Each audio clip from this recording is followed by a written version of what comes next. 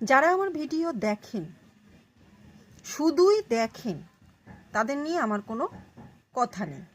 যারা আমার ভিডিও দেখে কিছু ভাবার চেষ্টা করেন বা কিছু বোঝার চেষ্টা করেন, তাদের নিয়ে আমার দুটো কথা আছে। আপনারা আমার ভিডিও দেখে কিছু ভাবনা চিন্তা করেন যে আমি কি বলতে চাইছি বা কি বোঝাতে চাইছি, সেগুলো নিয়ে ভাবনা চিন্তা করে নিয়ে তারপরে আপনারা একটা ডিসিশানে আসেন যে হ্যাঁ, বক্তব্যটা স্পষ্ট হয়েছে, এবার আমি লাইক দেব কি দেব না সেটা আমার ব্যাপার। তা আপনি লাইক না দিলে আমার কোনো আপত্তি নেই, আপনার ব্যাপার আপনি লাইক দেবেন কি দেবেন না। কিন্তু যদি লাইক দিয়ে নেন তাহলে দুটি কথা আছে। আপনি যখন লাইক দিচ্ছেন তার মানে এটা দাঁড়ালো যে আপনার ভিডিওটি পছন্দ হয়েছে, কিংবা ভিডিওতে যে কথাগুলো আমি বলছি সেই বক্তব্যগুলো আপনার পছন্দ হওয়ার পরে আপনি আপনার সাথে মতের মিল পাচ্ছেন, কিংবা এইটা আপনি দেখছেন যে আমার বক্তব্যটা কতটা স্পষ্ট।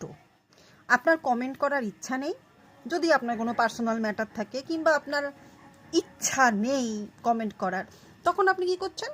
লাইক করে দিচ্ছেন, তাই তো? যাই হোক, লাইক করে দিচ্ছেন, সেটা নিয়ে আমার কোনো প্রবলেম নেই, আমি সেটা নিয়ে কিছু বলছি না।